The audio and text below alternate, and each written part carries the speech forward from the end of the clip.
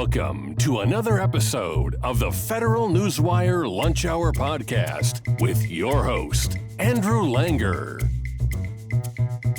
Well, hello, everybody. Welcome to another episode of the Lunch Hour with Federal Newswire. I am your host, Andrew Langer. So glad to have our guest joining us today. Her name is Lynn Ulbricht. She is the mother of Ross Ulbricht, who currently sits in prison. We're going to talk about this. She is one of the principals with freeross.org, seeing as how it is her son that they are trying to free. Lynn, thank you so very much for joining us today. So happy to be here. Thanks for having me, Andrew. Let's start here with something very basic, which is how is Ross doing? You know, Ross is remarkable. Honestly, I don't think I could handle this nearly as well as he has. He's facing a double life plus 40-year sentence without parole for all nonviolent charges. First-time offender, just to be clear. This is, I don't know of any sentence quite like it. But Ross is somebody who just, first of all, makes the best of his situation. I mean, of course, he's had very challenging times and difficult times, and it hasn't always been easy. However, he's intentionally positive. He looks around and sees what he can do. And at this point, he has written a lot on the internet, on medium.com and on our website, freeross.org, about ideas, about how to solve society problems, social problems. But also within the prison, he is very active in helping fellow prisoners. And all the years he's been in there, he's tutored and led classes, and now he's mediating and mentoring. He spends time on suicide watch to add support to people whose lives, are in danger from their own self-harm. And he talks to them, and many prisoners, we have letters from many prisoners that say he's really helped them turn their life around, to help them get off drugs, to be ready to go get out and see their families. So by doing all of this very positive activity, it's also helped him to, feel more fulfilled in there and not like he's just wasting his life. So he's in good, for his situation, that's long answer, but for his situation, he's doing very well. Now, when we appreciate long answers, so don't feel like you need to curtail or summarize. Please go on and talk about it, because this is an important story. And I want to underscore the fact he's been in prison for 10 years now. For Almost. 10 years. Almost, yeah. And so talk, something, let's go back to, let's go back to Ross's childhood. Talk about Ross. Was Ross always interested in computer science? What were sort of his passions as a boy? Talk about those things. Mm-hmm. Well, he's not a computer programmer, which is a misconception. It's so he's never been really interested in computer science. But he was interested in science, and he was a physicist. Not to the degree that, he hadn't earned his PhD. Sure. He had been published in academic papers and worked in solar energy in the university. And so he's more interested in science, but also he became, this is more college. So as a child, I'll just start there. Ross has always been a very easygoing guy. And I think that's even as a child. He was so easy to take around and not be a problem. He was always very laid back, but very observant too, and on the quiet side. So he was a great kid to raise. He really was. And then he got very interested in physics in high school, and went on to University of Texas, where he worked in a solar lab, published, as I said, academic papers, because he's interested in how the world works, and that's science. Went on to graduate school at Penn State in material science, which is, I guess, physics and other scientific disciplines kind of melded together, and did really well, and was on his way to Cornell to get his PhD when he became interested in economics. And Mises Institute and Austrian economics and all of that whole world of free markets. And it was at that point he said, "Mom, I'm not going to go to graduate school." And I'm like, "What? Are you kidding me? Really? Are you kidding? You have a scholarship?" And he, but I actually talked to some people who had their PhD, and they said if he's not passionate about it, Yeah. it's so hard, he should go with his passion. Well, his passion was free markets, as I said, and he started a business, and it was a book business, and actually, he donated 10% of their profits to local charities, including a prisoner literacy program, which I find interesting at this point. But, and then just really, he was just on fire for freedom, really. Yeah. He was just, I've got to bring this to the world. It's awareness that free markets work. And he also got very, very excited about Bitcoin, which very few people had heard of at the time. It was mostly a plaything for geeks, I mean, any person they would go, guilty. What are you talking about? Yeah. Well, I hope you bought a lot of it. He gave me, I said, "Rouse, should I buy some?" And he goes, "No, Mom, it's too volatile." And I'm like, looking back, I'm like, oh my God, that was bad information. Well, hold on, time out for a second. It was bad at one point, maybe not so bad another point. I invested a very small amount, and my holdings shot up. And they are now 1/3 of where they were, 18 months ago. So, it's to me, if you don't look at it as real and you just say, as long as I get out of it 1 penny more than I put in, then I'm ahead of the game. But I'm sorry. Go ahead, Lynn. No problem. No. But at the time, it was probably 50 cents. So, we're talking, I could have thrown $500, $100, $50 at it. But anyway, he didn't, he was worried that I would, I don't know, get into something I couldn't handle. So I'm like, probably the worst of financial advice I've ever gotten, but it's okay. So he was passionate about that, and he started a video game, and actually he's even invented a game or created a game now in prison for people to play. Not a video game, obviously, because he doesn't have computer access, but at the time he started a video game based on the free market, which was, to introduce people to actually using and being involved with hands-on free market principles, and talked to people about publishing it, and was in some workshops, organized workshops where people competed and that kind of thing. But it didn't get published, and he went onto the internet and had with the idea of the same thing online, and created Silk Road. And with help, from what I understand, from people who actually know how to build things.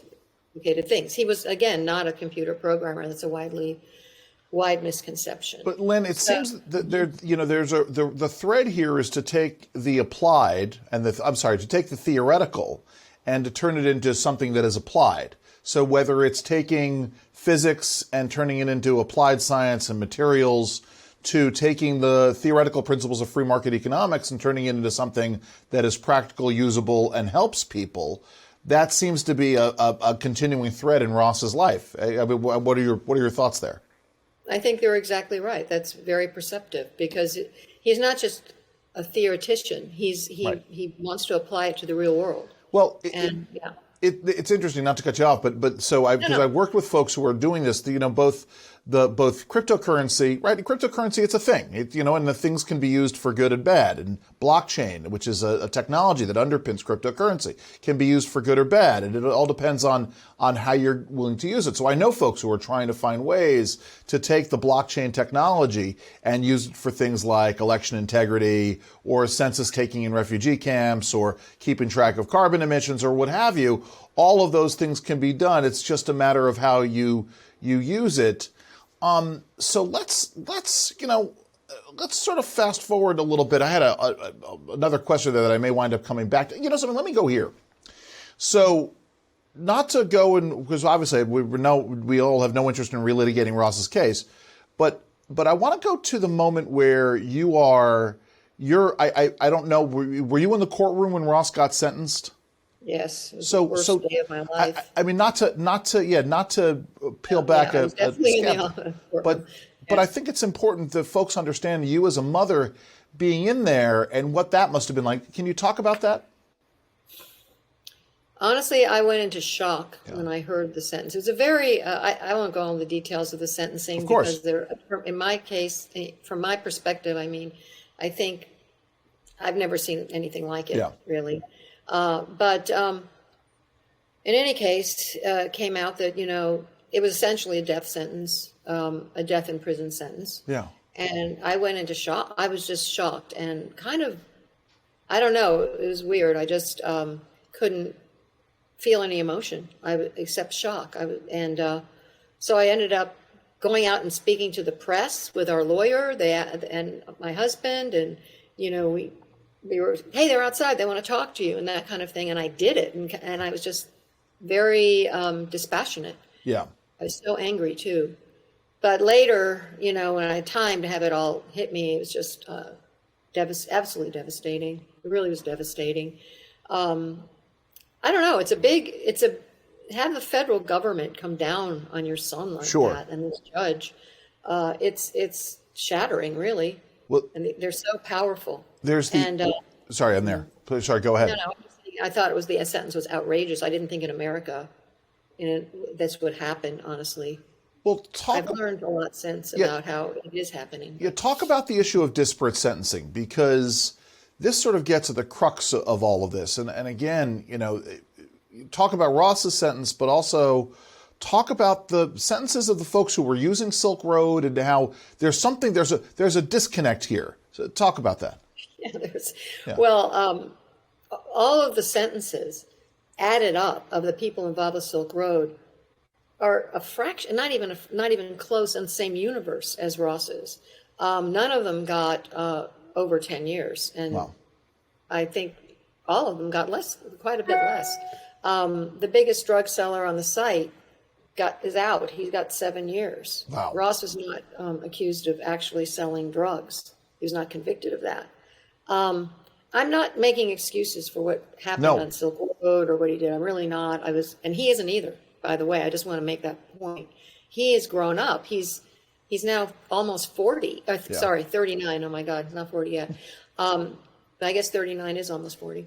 And he has lived in shared cells with many people, many men whose lives have been destroyed by drugs. Yeah. He was a pretty sheltered person, in terms of what he's experienced now. There's a whole world that he did not know about. And I think many people don't realize. And so he now has a completely different attitude, and he's trying to help his fellow prisoners get off drugs. Let me just interrupt you there for a second. How old was Ross when he first worked with the computer programmers to put together Silk Road? He was 26. 26. Okay, this is important. And, who doesn't make stupid mistakes when they're 26, right? Or in mid-20s or early? We now have such a better understanding of adolescence, right? And we are now. Listen, we are in a very schizophrenic time in America, obviously, right? Where you have certain things are treated where adolescents are treated as adults, and other times adults are treated as adolescents. We know that the brain of young people, especially young men, let's be fair here, doesn't develop, until their mid-20s. And you're right. Come back to this. Talk about the fact that, if you're a 20-something and you've lived a sheltered life, you can get into it and say, hey, I'm going to create this totally free marketplace. You don't know what the unintended consequences of that are going to be, do you? Go ahead. No. And, and I'm not excusing his actions, and he's not either. I just really want to be clear about that. Yes. He's very remorseful, and not just because he's in prison, but because, he didn't mean harm. You learn, right? You learn life lessons over time. I mean, this is why we have a new session of Congress. This is why you can't put, 20-somethings in charge of writing major pieces of legislation or making major policy decisions. Exactly. They just don't know. I'm sorry. So go ahead, please. No, exactly. And a lot of, and as you say, males, it's not only males, but they do reckless things. Yes. I mean, I was always worried, oh my God, don't drive drunk, don't hurt, not that he did. But I mean, you always worry about that as a parent. Oh, is he going to do some reckless thing? Little did I ever think that, he was so passionate. He was so, about freedom. And just to be clear with that site, a lot of bad things were sold. Mostly small amounts of marijuana were the most commonly sold item, and now marijuana is much more acceptable than it was. Good point. Excellent point. Yeah, and also Bitcoin was presented in trial as this dark, scary thing, and now Sure. Bitcoin is all over the place. But people, like, as you say, mature, and his intentions were good, and his idealism, was like, no, we have to be free to make our own choices. The site itself was based, and there's a manifesto and everything I've read, was based on the non-aggression principle of voluntary interaction and do no harm to a third party. If you want to do what you want with somebody else and it doesn't hurt anybody else, you should be allowed Right. to. This is very basic libertarian philosophy. Amen. And so consequently, there was no child pornography allowed, for example, because that would hurt a child, or no stolen property that hurts the legitimate owner. No Murder for hire. assassinations. Right? Yeah, none of that. Nothing violent was permitted. And I've talked to an admin who said they used to scour the site Sure. for these things. So it's not like your typical darknet site that's anything and who cares. It was philosophical in a lot of ways. It's interesting, Lynn, because this concept of intent, what they call the scienter requirement in terms of criminality, something being criminal, that is something we seem to have lost. It's interesting because in Ross's case now, and this quest for clemency, and rightful quest for clemency, and in the interest of disclosure, folks, I've written about this case. So obviously I have a perspective on this. But one of the things that my perspective is rooted in is the idea that in order for something to be criminal, especially for someone who's going to have to go to jail for not one life sentence but multiple life sentences, that there has to be very specific intent. And you have to know that what you're doing is breaking the law, and you have to be specifically intending to break that law, right? That's sort of this, like there's a general intent standard. And this is the problem. I'm sorry, Lynn, I'm going to lecture for a second. That's good. No, that's interesting.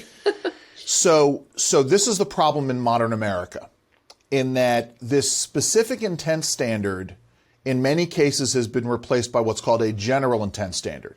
So whereas before you needed to know that what you were doing was against the law and you needed to make a specific decision to break the law, now in many cases, and I think this was the way it was with Ross, you just have to demonstrate that the person knew that they were doing the activity that they were doing. I'll give you an example.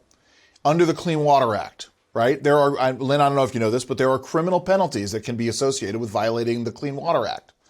And whereas, you should have to prove that someone knew that what they were doing was violating the Clean Water Act and that they did it anyway in order to prove criminal intent, in the Clean Water Act, all you have to do is demonstrate that they knew that they were doing something. So if you accidentally discharge apple juice into a waterway, which is a true story, by the way, you didn't have to know that discharging apple juice into the waterway was criminal. All you had to do was know that you were discharging apple juice into a waterway.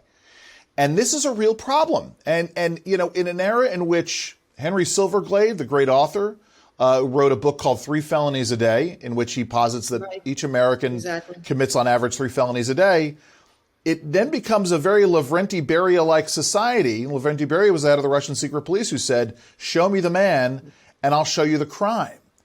And this is part of the danger, and it's why I think, and let's get into this, why so many people across the political spectrum have flocked to the cause of, and rightly so again, flocked to the cause of trying to get some relief for Ross in terms of his sentence. Talk about that. As I've just lectured for 10 minutes, I apologize. No, it's interesting. Yeah. I'll talk to people about Ross and I'll say, yeah, he was convicted of trafficking drugs because he had a website where people sold drugs. Some people sold bad drugs. They did. And all of that. And they go, oh, okay, well, what's his sentence? And, they're like, well, you have to pay a price or whatever. And when I tell them the sentence, they're like, what? They can't believe the sentence. They can't believe that in the United States of America, that somebody, a first-time nonviolent offender, no violent accusation, well, I shouldn't say accusations, but no violent convictions that were ruled on by a jury and proved at trial, could get the sentence. It's a death sentence, essentially in prison, death in prison sentence. And it puts us all in peril, frankly. Underscore, before you continue, underscore what the sentence is again so our listeners understand this. Yeah. It's 2 life sentences, double life consecutively, okay, plus 40 years without parole. Without parole. I mean, that's the most important part of it. Well, there's no parole in the federal system at all. Wow. For anyone, which is another whole topic. And here he is, he's paying, as we were saying before, young people do reckless things. Yeah. Usually they don't have to pay for the rest of their lives. Right. They mature, they change, they see that perspective. And if they would never do it again. And if they do, they would never. There's something particularly heinous about the crime that they've committed. Lizzie Borden killing her parents, not that she got double life sentences plus 40, but Lizzie Borden killing her parents with 40 whacks of an axe, or something else. You can understand this. I'm sorry, go ahead. You might want to let a comparable person out. I mean, I get it that society has to be protected from violence. Ross has proven, and we have 100 letters from people who actually know him saying he's a great person. Yeah. He's compassionate. He cares about people. And just a quick example too. There was an issue with WhatsApp and its privacy allowing perpetrators of trafficking children and child pornography to get away with it because there was this cloak of privacy around it. And I totally agree that we should have privacy. But Ross wrote something, it's on our website as well as on medium.com, where he came up with the technology, and don't ask me to explain it because as you can tell from our setup earlier, I'm not particularly tech. Sure. But he explained how, or proposed a way to keep the privacy and yet not let them get away with this. We ran it by some people who do understand tech, and they said, this is really promising, but it has to be somewhat developed, but it's definitely keep going with it. But he can't, because he can't get on a computer. Sure. He's not allowed email or computer or anything. And so here we have this potential solution, and he's always coming up with things like this that could help children. So, It happens to all of us, what happens to all of us is we lose our earpieces from time to time as you put it back in. So Lynn, where do things go from here? Obviously, you've got lots of lawyers and legal types who are calling for this. What are the next steps? What is freeross.org doing besides telling Ross's very important story? Well, we went all the way to the Supreme Court, and with an excellent lawyer who was very surprised that the court would at least hear it and consider the sentence. This sentence, and there were other issues as well that really should have been considered as a general thing, and were not. And so that just leaves us now with clemency. It leaves us with a president signing a commutation for Ross. And, I haven't given up hope. There are a lot, as you said, so many supporters. People get commuted all the time. And it's different than a pardon, because a pardon is just wiping your record clean. You're already usually almost always out of prison. It's just commuting a sentence. It's correcting a sentence, essentially. That is wrong. That is considered excessive or extreme. And again, I think Ross is a poster boy. Very important here, right? Because again, Ross admits that he did things that were wrong. He admits that he believes. Now, the rest of us can sort of question whether or not Ross should have gone to prison at all for this. But he is accepting of the circumstances. It's time for him to come home, and accepting all of the limitations that a clemency puts on him in going down the road, right? I mean, the felony conviction on your record that creates its own limitations on your freedom. It's not as though he would be free from being incarcerated, but he would not truly be free, would he? Well, yeah, there's supervised release, where you're restricted for sure.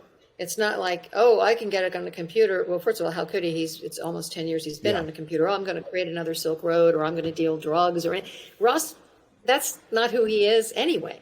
But it's not like you're just, free as if you never did anything. That's part of it. But at the same time, for him, it would be like a miracle. Yeah. Because he'd be be able to see his family. He'd be able to get married to his fiancée. Wow. and have a family. He would be able, he's a perfect person for clemency because there's no risk of recidivism. There's no risk of reoffending. There's no way that he would ever be that foolish. Any word from this administration? I mean, not that we sort of need to go down, but I don't want to mess up any negotiations you might be having, but is there any possibility, or are we just still in the let's putting pressure, I don't think is the right word, but let's advocate for Ross. That's where we are, isn't it? Yeah, that's where we are. No, we have not been talking to the administration, but there are many people who, know people in the administration or close to them. We are always looking for support. So anyone who has any connections politically on either side of the aisle, please let me know, because it matters. And presidents, no matter which party they're with, listen to both sides in clemency cases. And we would love to be able to talk to, and we have, to people who will say to the president, this is something you should do. You should commute this. This sentence sets a terrible precedent for other people. Excessive sentencing is an issue in our country. It didn't used to be like this. If you go back to before the 1980s, people didn't get life sentences at a drop of a hat. Or with a nonviolent offense, or It gets into issues of mandatory minimums, zero tolerance policies, getting rid of the specific intent standards in cases. All of these things sort of conspire to create this perfect storm. Let me ask you before I let you go, how often do you get to see Ross? When are you seeing him next? And let me just say real quick, his mandatory minimum originally was 10 years. Wow. Yeah. So this thing has escalated with it. And, so anyway, that was his original mandatory minimum in this case. But the judge gave him what she did. We luckily COVID is somewhat over, hopefully over for all of us. And so that has changed, because I didn't see him for over a year. And he was in a cell. They had to separate and kind of not quarantine officially, but, keep that managed in a prison. Sure. You can imagine everybody's. So now he has visitation every week. So I and other family, he gets a lot of visits, either from friends, family, or, obviously his fiance as well. And so he gets a lot of visits, which is great. But so that helps his spirits as well, of course. And Lynn, it must have been hard during COVID to not see him. That's very. It's got to be heartbreaking and discouraging. Not that I want to revisit and sort of make this about revisiting the pain, but. Well, I think it's important for people. Yeah. When your loved one's is in prison, you're doing time too. Yeah. Right. It's like all of these families that it causes great suffering, and the children are the ones that really are hard to see, because they come in there and so excited to see their dad, and our kids, their dads, and they're climbing all over them. I love my daddy T-shirt. It's a big event, and yet they leave shattered. Yeah. And statistics show that those kids are more likely to also end up in prison. Sure. In fact, we have a charity that is funded by Ross's sale of our sale of Ross's art through an NFT, where we have supported many charities, and they're listed on our website, for people to enable parents and children to see each other, to visit, to keep that family tie going, because we feel so strongly about the families and the prisoners, of course. So we're supporting that with those funds. Lynn, anything I've left out here? Anything you want to add? Just that, I think we need to give people a second chance. Yeah. And I think Ross needs a second chance. I know he'd prove that he deserved it, and that he would, would not, any president who commutes Ross will not be let down. He will prove that it was a good decision. And I just hope and pray that President Biden or whoever succeeds him eventually will do this. Every day Ross is left in prison is a day wasted. Lynn Ulbricht, mother of Ross Ulbricht. The website is freeross.org. Thank you so very much for joining us today. Thanks so much for having me. Great Always. conversation. Thank you so much. My absolute pleasure. And thank you all for joining the two of us today on this episode of The Lunch Hour with Federal Newswire. I'm your host, Andrew Langer. Enjoy the rest of your lunch. This has been the Federal Newswire Lunch Hour Podcast, hosted by Andrew Langer. Check out the Federal Newswire's family of websites, as well as their social media stream.